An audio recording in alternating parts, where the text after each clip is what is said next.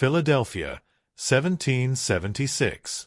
While the city still sleeps in the darkness of dawn, a candle is lit on the second floor of a modest house on Market Street.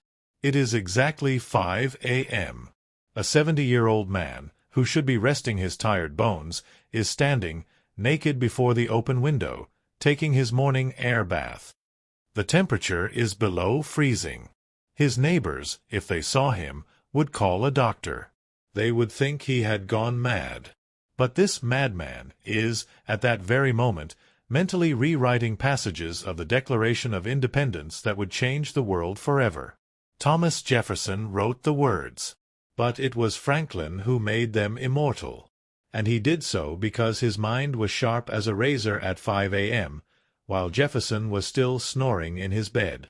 What few know is that before helping to found a nation, before mastering electricity, before becoming a diplomat, inventor, and philosopher, Benjamin Franklin mastered something much simpler and much more powerful: his mornings. Today you will discover the exact system that transformed the son of a candlemaker into the most influential man in America. I will show you not only what he did, but why it worked, how you can apply it, and finally, I will reveal a philosophical principle that connects it all. Prepare yourself. Because this is not just another empty motivational story. It is a manual for the construction of human excellence. To understand Franklin's routine, you need to understand the man he almost became. Benjamin Franklin is 17 years old and has just fled Boston. His older brother, who was his boss at the print shop, treated him like a slave. He beat him. He humiliated him publicly. Franklin had two options: accept a life of submission or risk everything in an escape. He chose to flee. He arrived in Philadelphia with no money, no contacts, nothing but the clothes on his back. He bought 3 large loaves of bread and walked the streets eating one and carrying the other 2 under his arms. A girl named Deborah Reed looked out the window and laughed at him. He looked like a ridiculous beggar. 7 years later, Franklin would marry that same girl. But not as the beggar she saw. As a completely transformed man. What happened in those 7 years? Franklin had his existential crisis. He worked 14 hours a day at Samuel Keimer's print shop. He woke up late because he worked until midnight. He rushed to work without breakfast. He ate whatever cheap junk he could find for lunch. He came back exhausted. He collapsed into bed without bathing. He repeated everything the next day. Does it sound familiar? This is exactly how most people live their entire lives. Reactive, not proactive. Responding to the world instead of shaping it. Surviving instead of building. But one night in 1726, something broke inside Franklin. He was sitting alone in his miserable room, looking at his calloused hands, and asked the question that would change everything: "If I die tomorrow, what will I have left in the world?" The answer terrified him. Nothing. Absolutely nothing. So he took a pen and wrote in his diary a second question, this one even deeper: "What good shall I do this day?" Not, "What do I need to do today?" Not, "What are my obligations?" But what good, what significant contribution, what permanent mark would he leave on that specific day? And he realized something devastating. Without control of the morning, he would never have a worthy answer to that question. Franklin began to observe the successful men of the city, not those who had inherited money, but those who built something from scratch. And he noticed an unquestionable pattern. They all woke up early. But it wasn't just waking up early. It was how they used those first hours. Most people wake up and immediately surrender to chaos. Today, it's cell phones, notifications, emails, other people's problems. In Franklin's time, it was family shouting, domestic chores, urgent demands. The result was the same. In 30 minutes, the day was already controlling you. Franklin understood something that took humanity millennia to rediscover. The first hour of the day determines the quality of all the others. Whoever controls the morning controls the entire day. And whoever controls their days, controls their life. But there was a problem. Waking up early is easy for 1 day, 2 days, even a week. The challenge is making it permanent, transforming an act of will into an automatic identity. So Franklin created what he called the plan. It wasn't just a morning routine. It was a complete architecture of human excellence. A self-reinforcing system where each element fortified the others. And it all began with a ritual that seems absurd for our era, but has a brilliant logic that modern neuroscience has finally proven. He called it the air bath. His neighbors called it insanity. 5 a.m. punctually. No exceptions. No, just 5 more minutes. No, it's too cold today. No negotiation. Franklin woke up at the first mental alarm clock he had trained. He got up immediately. And he did something that horrified his contemporaries. He stood completely naked before the open window for 20 to 30 minutes, no matter the temperature. In a Philadelphia winter, this meant freezing temperatures, falling snow, cutting wind. And Franklin there, naked, reading or writing as if it were a spring morning. Before judging this as the eccentricity of an old man, understand the science that Franklin discovered empirically 250 years before modern laboratories confirmed it. First, cold exposure triggers your sympathetic nervous system.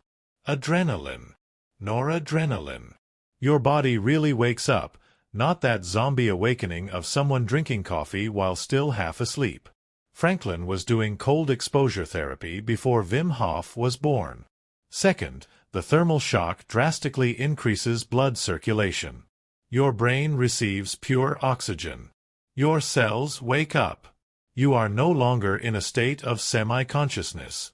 You are present, alert, alive. Third, and this is the most important part, you have just done the hardest thing of the day before 5:15 a.m. Everything after that is easy by comparison. But there was something deeper happening. This intentional discomfort early in the morning was a philosophical act of self-mastery. Think with me. Do you find it hard to get out of a warm bed when the alarm goes off? Imagine being naked in the Philadelphia cold at 5 a.m. by deliberate choice. Franklin was training his mind to do hard things exactly when they were hard.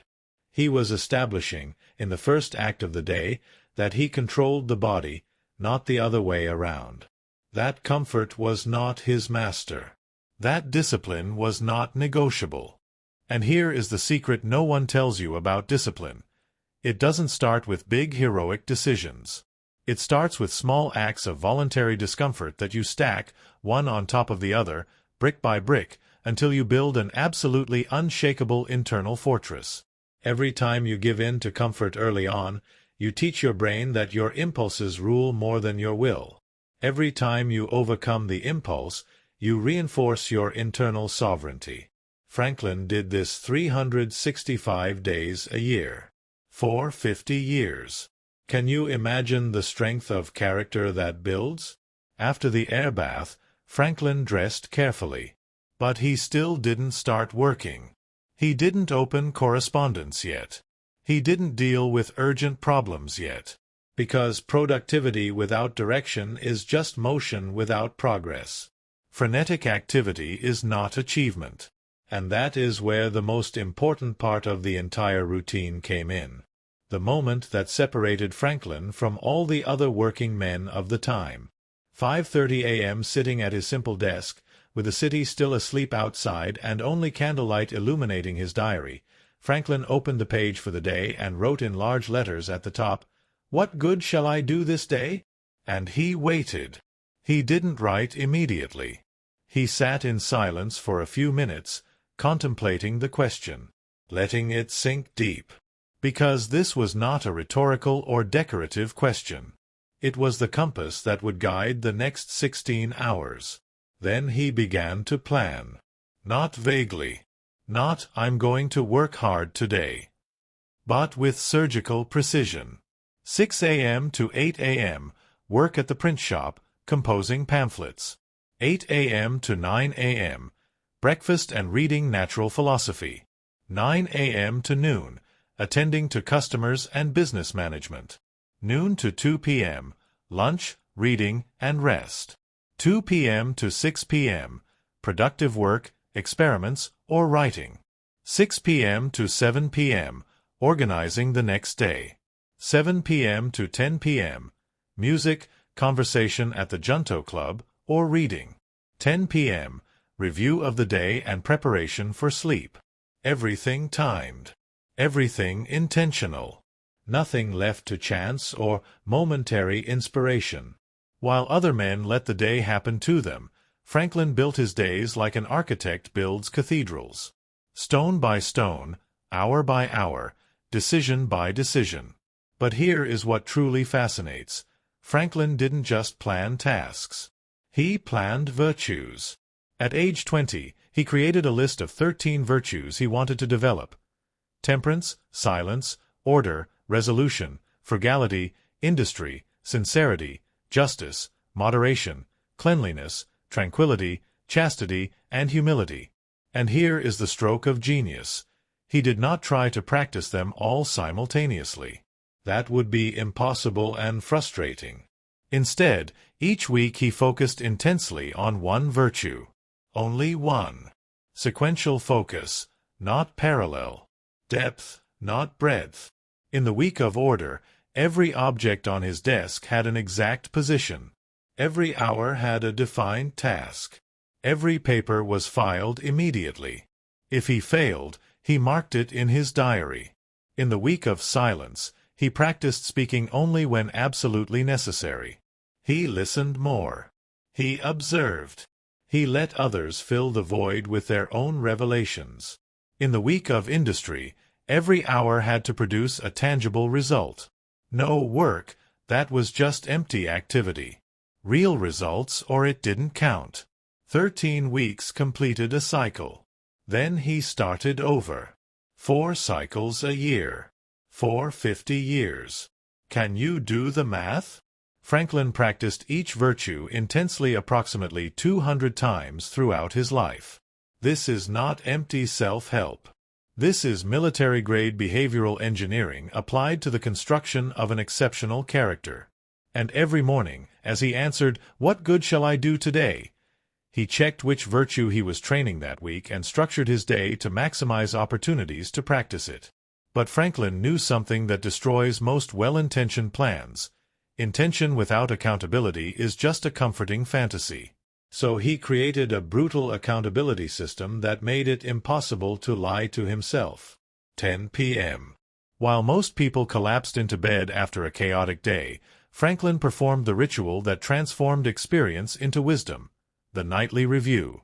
He sat at the same desk. He opened the same diary. And he answered the second fundamental question, "What good have I done today?"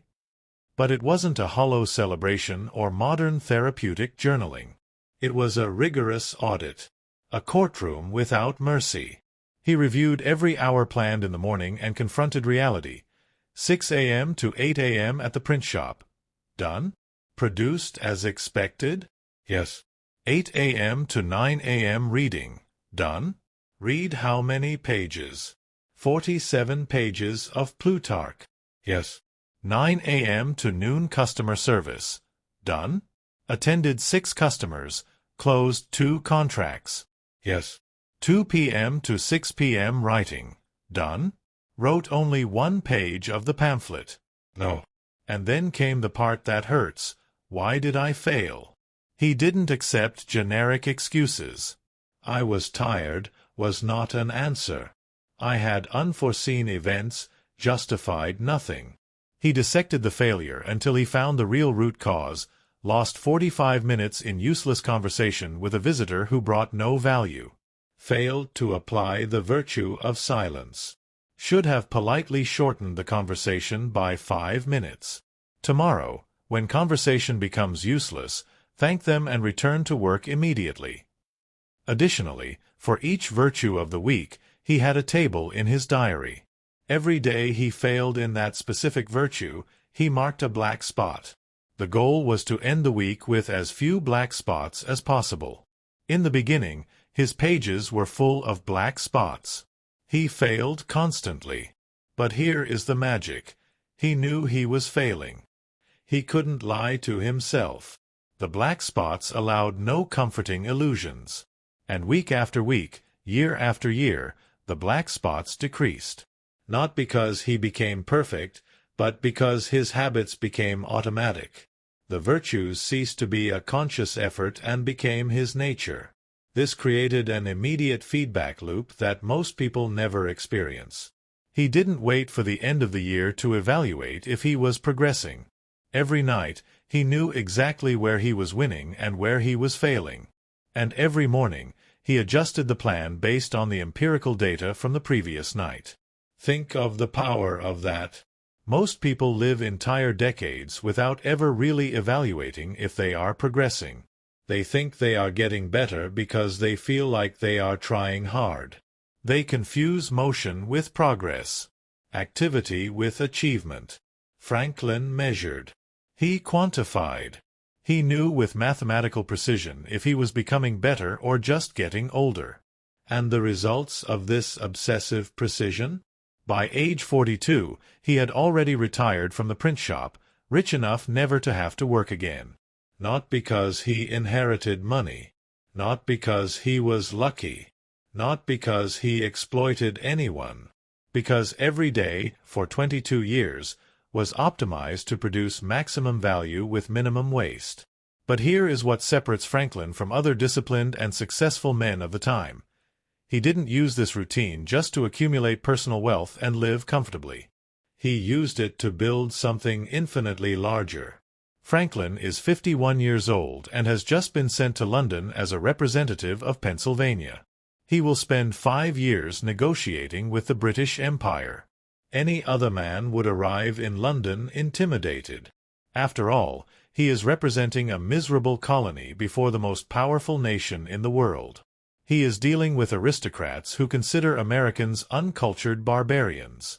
But Franklin arrives and, in 6 months, becomes the most sought-after intellectual celebrity in London. He dines with lords. He debates with philosophers. He is elected to the Royal Society. His experiments with electricity are discussed throughout Europe. How? While aristocrats sleep until noon and waste afternoons in gossip, Franklin wakes up at 5 a.m., takes his air bath, plans his day with military precision, and executes without waste. When he dines with lords at 8 p.m., he has already completed 14 hours of productive work. His mind is sharp. His energy is magnetic. His presence dominates rooms because he isn't faking anything. He is operating at the peak of his capabilities developed over 30 years of morning discipline. Franklin is 70 years old. Most men at that age are waiting for death in a comfortable armchair, telling stories of the past to whoever has the patience to listen.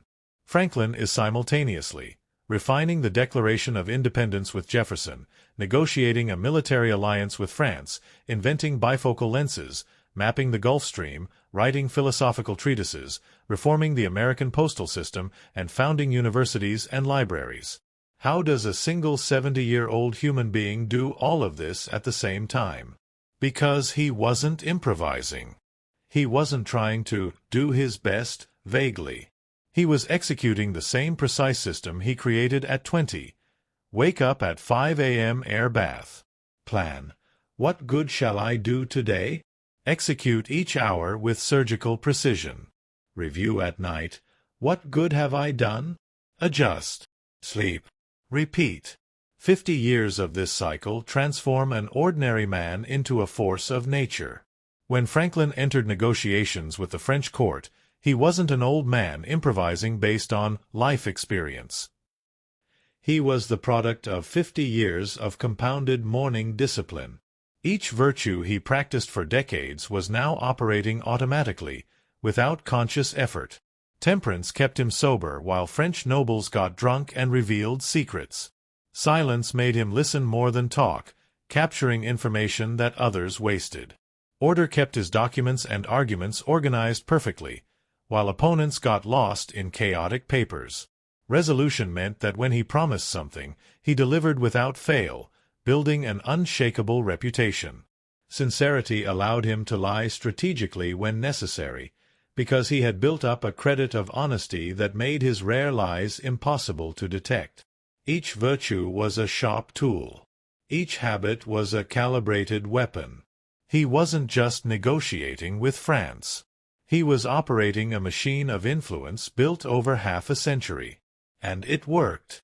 France entered the war. America won. A nation was born. But here is the brutal truth no one wants to hear. There is no shortcut to this level of excellence. Franklin didn't have a secret hack. He didn't have a magic productivity technique. He didn't have an enlightened mentor who revealed ancient wisdom. He had 50 years of consistent mornings, transformed into automatic skills, compounded into civilizational power.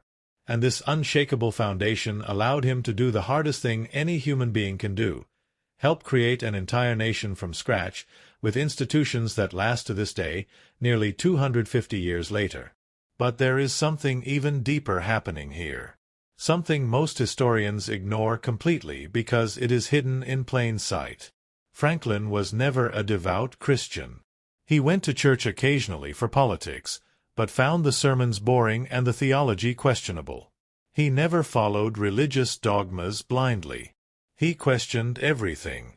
But he created something much more powerful than traditional religion, a personal religion of excellence. And his morning routine was the sacred ritual of this self-made religion. Think about it seriously. Traditional religions have fixed morning prayers. Franklin had his morning question: "What good shall I do today?" Religions have a nightly examination of conscience. Franklin had his rigorous review: "What good have I done?" Religions have virtues to cultivate. Franklin had his 13 virtues. Religions have the sanctification of time through canonical hours. Franklin sanctified every hour of the day with deliberate and measured purpose. Religions have penance for sins. Franklin had his black spots for failures in virtues. Religions promise a heavenly reward. Franklin created an earthly reward through measurable results. He transformed an ordinary life into a spiritual practice. Not through empty mysticism or promises of life after death, but through consistent action directed toward real, tangible, measurable good in this world. And here is the insight that will blow your mind if you truly absorb it. Franklin proved that you don't need to believe in supernatural forces to live a transcendent life. You don't need divine salvation to become better than your previous self. You don't need a guru, a holy book, or a mystical revelation. You need 3 things, only 3. Absolute clarity about what matters: your virtues, your values, your defined good. Discipline to act consistently, every day, without exception, without excuses. Brutal honesty to measure results, black spots, not comforting illusions. That is all. It is simple. But simple is not easy. The 5 a.m. routine was not about waking up early. It was about taking total control of one's own existence. It was about transforming each day from random chaos into an intentional work of art. It was about becoming, through repeated, deliberate effort, a version of yourself that you could deeply respect when you looked in the mirror. And that is what is missing in 99% of people today. We live in an era of productivity porn. Everyone wants the hack, the secret technique, the magic shortcut that transforms you into a success overnight. Do this for 21 days and change your life. This single habit of millionaires. The secret no one tells you. Lies. All comforting lies sold to people who want transformation without work. But here, we don't sell illusions. We sell the raw, hard, inconvenient truth. Excellence is built in disciplined mornings, stacked over decades, transformed into unshakable character that allows you to do impossible things when it matters. Franklin didn't wake up at 5 a.m. to be productive or to impress someone. He woke up to be worthy of the life he wanted to build. He woke up to deserve the influence he sought.